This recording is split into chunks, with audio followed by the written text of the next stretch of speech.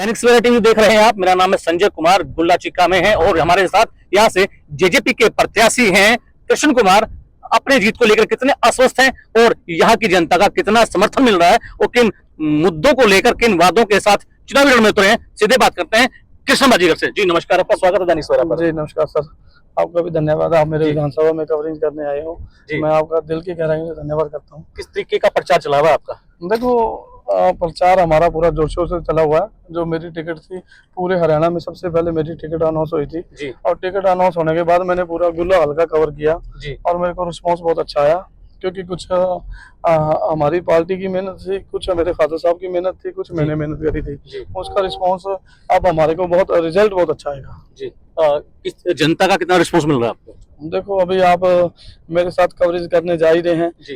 जनता का इतना प्यार और इतना रिस्पांस मिल रहा है कि गांवों के गांव एक तरफी ढोल नगारों के साथ निकल के आ रहे हैं और प्रोग्रामों पे प्रोग्राम हो रहे हैं। मैं अभी भी जहां अभी प्रोग्राम चल रहा है वहां मैं 2 घंटे की देरी से जा रहा हूं, क्योंकि प्रोग्रामों में व्यस्त इतने हैं और पूरा जोर शोर से चल रहे हैं। सांसद जयप्रकाश का बयान आया महिलाओं को लेकर और खापे भी उनके विरुद्ध हो गई हैं और खापे पंचायत पे करने पर उतारू हो चुके, क्या कहना आपका? बिल्कुल बिल्कुल, उन्होंने जो टिप्पणी करी वो बड़ी गलत करी है। बहन बेटियां सबके बराबर होती हैं, उनको ये ऐसी टिप्पणी नहीं करनी चाहिए थी, मगर उनको खमाजा भुगतना पड़ेगा। ये कांग्रेस के माड़े दिन की निशानी है।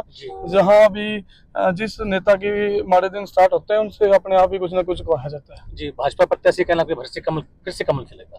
भाजपा तो मैंने पहले बताया कि भाजपा का तो ऐसा है, भाजपा तो हर बार ही नारा लेके चलती है। पहले 75 पार का था, अब की बार तो उनसे मुंह से निकला कोई, अब की बार तो 10 पार भी नहीं निकलेंगे। मगर भाजपा का बहुत बुरा हाल है, क्योंकि धरातल पे हैं जो लोग, उनको पूछ के देखो। भाजपा के कैंडिडेटों को तो गांवों में नहीं घुसने दे रहे लोग। और अभी सबसे बड़ी दुर्भाग्य की बात यह है कि पेवा विधानसभा का है, जहां भाजपा की एक कैंडिडेट को बदल के दूसरे को टिकट दी गई। कैंडिडेट चुनाव लड़ने के लिए नहीं राजी हुए जी। इससे बड़ी दुर्भाग्य की बात क्या होगी? दूसरे हल्के से आके कैंडिडेट को मैदान में उतारा है जी।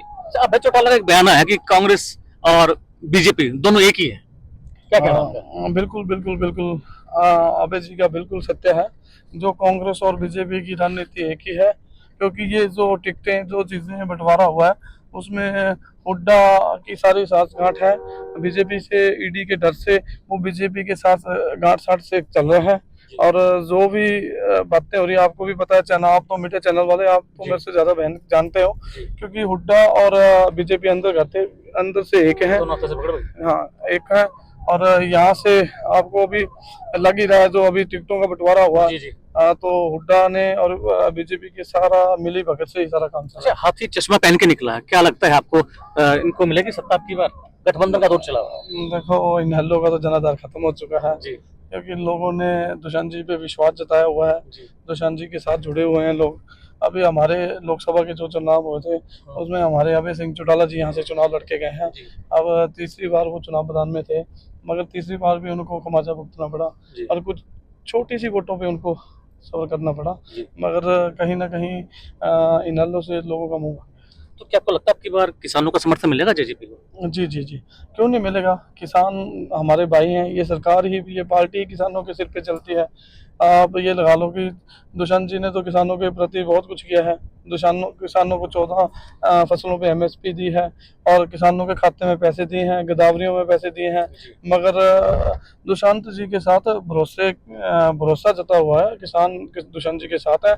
हम भी एक किसान परिवार से हैं, हम भी जो कैंडिडेट होते हैं हम भी किसान परिवार से हैं, मगर दुष्यंत जी का विश्वास और हर चीज पे भरोसे के हिसाब से हम चल रहे हैं। आपने कहा आपके पिता ने यहाँ बहुत सेवा की, यहाँ के हल्के की, आप अपने पिता की विरासत को आगे बढ़ा रहे हैं, उनकी सेवाओं को आगे लेके जा रहे हैं। और यहाँ से दिल्लूराम बाजीगर कांग्रेस के नेता थे, उनको टिकट नहीं मिली। 40 साल, तकरीबन 45 साल भी कहें तो अतिशोक्ति नहीं होगी, कांग्रेस की सेवा की है। एक इतने बड़े लीडर की टिकट काटने के बाद और आपको टिकट मिली जेजेपी, क्या आपका समाज आपके साथ रहेगा? देखो, दिल्लूराम की टिकट कटने की वजह से, दिल्लूराम मेरे गांव से है जी, तो मेरा समाज, मगर थे मेरे समाज से बड़ी लंबी राजनीति करी है उन्होंने। 40 साल से राजनीति में रहे हैं, बड़ी लंबी अच्छी राजनीति करी है उन्होंने। मगर जब उनकी टिकट कटी है, मेरा समाज मेरे साथ जुड़ा हुआ है। मेरा समाज 95% निकल के आया हुआ है और अभी हर गांवों में, हर उसमें हमारे प्रोग्राम होने लगे हैं। मगर मेरा समाज एकजुट होके मेरे को समर्थन कर चुका है। आप युवा हैं, युवा कितना समर्थन कर रहे हैं आपको? युवा की कितनी सपोर्ट है आपको? युवाओं की मेरे को बहुत सपोर्ट है। ये मेरे पीछे जो काफिले चल रहे हैं ये मेरे युवा साथियों के ही चल रहे हैं। ये युवा भाई ही मेरे को आगे लेके जा रहे हैं। मगर अभी आपने मेरा नॉमिनेशन देखा होगा, यहाँ हमारे 3 नॉमिनेशन हुए हैं। पहले बीजेपी का हुआ है और दूसरा मेरा हुआ, तीसरा कांग्रेस का हुआ है। मगर उस नॉमिनेशन में अगर सबसे ज्यादा बात करी जाए तो युवा साथियों ने मेरा बहुत साथ दिया है। जी, हमारे चैनल के माध्यम से क्या अपील है आपकी विधानसभा की जनता से? मेरी तो यही अपील है विधानसभा के हर नागरिक को, हर बच्चे से बूढ़े को, माता शक्ति को, कि आने वाला फ्यूचर ऐसा है कि मैं एक यंग ब्लाइंड हूँ और मैं नौजवान साथी हूँ। मेरे को आप विधानसभा में भेजने का काम करो। मैं हर आवाज़ को आपकी क्यों विधानसभा में जाके उठाने का काम करूँगा। और जैसे हमारे यहाँ चिकित्सा का है, मेडिकल का है, मैं पढ़ा लिखा हूँ, मेरे को वोट दो, मैं आपकी हर आवाज़ को बुलंद करूँगा। कांग्रेस ने हमेशा, जैसे कि अभी जारी की टिकट की, उसमें जयप्रकाश ने अपने बेटे को टिकट दिलवाई है, रणदीप सुरजेवाला ने अपने बेटे को टिकट दिलवाई है। क्या कहेंगे आप इस परिवारवाद की राजनीति को? क्या कहेंगे? सर देखो, ये एक विरासत की राजनीति है इनकी, ये एक परिवारवाद की राजनीति है। मैं तो ये कहता हूँ कि ये परिवारवाद खत्म होना चाहिए। ये तो परंपरा चल पड़ी हमारे हरियाणा में। भाई एक विरासत से दादा से लेके पोता, पोता से लेके पड़ोता, ये ऐसी राजनीति खत्म होनी चाहिए। इन्होंने ऐसी राजनीति कर रखी है, पहले दादा हुआ करते थे, फिर उनके फादर आ गए, फादर के बाद अब पोता आ गया। ये राजनीति बहुत गलत है। मगर ऐसा है कि इन्होंने जो परिवारवाद की राजनीति करी वो गलत करी है, लोगों को विश्वास दिलवा के और लोगों के साथ विश्वासघात करा है। ऐसा कोई काम जो पहले यहाँ से जो नुमाइंदे रहे हैं, प्रतिनिधि रहे हैं जनता के, वो काम ना करवा पाए और जनता आपको जीत का आशीर्वाद देती है, तो कृष्ण बाजीगर ऐसा कौन सा काम है जो पहली कलम से करवाएगा? देखो, मेरे गुला विधानसभा में ऐसे बहुत से काम हैं जो पहले नुमाइंदों ने नहीं करवा सके। सबसे पहले तो हमारी 36 बिरादरी का कोई ऐसा बड़ा कम्युनिटी हॉल नहीं है जो पूरे गुला हल्का में, जो 36 बिरादरी का हमारे कहीं भी ऐसा कोई धार्मिक स्थान नहीं है जहां हम 36 बिरादरी के लोग जाके इकट्ठे हो जाएंगे। मेरी सबसे पहले प्राथमिकता यही रहेगी कि मैं उस पर फोकस करूंगा। दूसरा, हमारे गुला हल्का की बात करें तो हमारे यहाँ पे मेडिकल कॉलेज नहीं है। जो अभी मेडिकल कॉलेज बना हमारे यहाँ ना आने के बजाय दूसरे स्टेटों में, दूसरे डिस्ट्रिक्टों में भेज के हमारे साथ हर बार विश्वासघात किया जाता है। मैं तो मेडिकल के लिए भी यहाँ से वो फोकस करूँगा, क्योंकि हमारे यहाँ मेडिकल की कोई ऐसी वो मेडिकल बने और उसके बाद हमारे बच्चे यहाँ पढ़ेंगे तो हमारे बच्चे शिक्षित होंगे तो रोज़गार मिलेंगे। तो मगर मेरी यही प्राथमिकता रहेंगी कि जैसे हमारे यहाँ हॉस्पिटल हैं, हमारे यहाँ पीजीआई नहीं है। जो हमारा पहले पीजीआई आया था वो यहाँ से गीता बुक्कल जी बने थे कांग्रेस सरकार में, वो यहाँ से उठा के वहाँ लेके झज्जर। मेरी बहुत चीज़ें ऐसी प्राथमिकता हैं जो हमारे हल्का में बहुत ऐसे काम हैं, समस्याएं हैं जिनमें हमारे को ध्यान देना पड़ेगा। मैं धरातल से जुड़ा हुआ हूँ।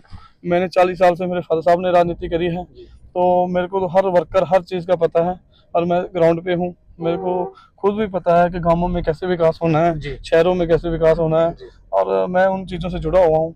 मैं गांव से सरपंच भी हूँ। सरपंच की जिम्मेदारी आपको पता है गांव की कैसी होती है। उनको ग्राउंड लेवल से सब चीज़ों का पता होता है। हम ऐसे कैंडिडेट को बना के भेज देते हैं, कभी वो विधानसभा का तो छोड़ो, कभी मेंबरी का चुनाव भी नहीं लड़ा होता, उससे उसे ABC कोई CD का पता नहीं होता। तो मगर जब वो विधानसभा में चला जाता है फिर वो जो दूसरे लोग होते हैं वो उसको अपने हिसाब से गाइड करते हैं, मगर वो गलत हो जाता है। मगर मैं ग्राउंड लेवल से जुड़ा हूँ, मेरे को हर चीज़ का पता है, हर समस्या का पता है। मैं तो यही अपील करता हूँ कि मेरे को आप विधानसभा में भेजने का काम करो, मैं आपकी हर उम्मीद पे पूरा उतरूंगा। शुक्रिया। ये थे हमारे साथ गुल्लाचिका से जेजेपी के प्रत्याशी कृष्ण बाजीगर, जिनका कहना है कि यहाँ मूलभूत सुविधाओं की काफी कमी है और यहाँ जो पहले जो नुमाइंदे रहे हैं जनता के द्वारा चुनकर भेजे गए, उन्होंने यहाँ की जनता के लिए काम नहीं किया है। उनका कहना है कि अब की बार जो बाजीगर समाज है इनके साथ एकजुटता के साथ इनके साथ डटा हुआ है और दुष्यंत चौटाला के आने वाले दिनों में यहाँ कई कार्यक्रम होंगे। उनका कहना है कि किसानों का साथ इनको जरूर मिलेगा।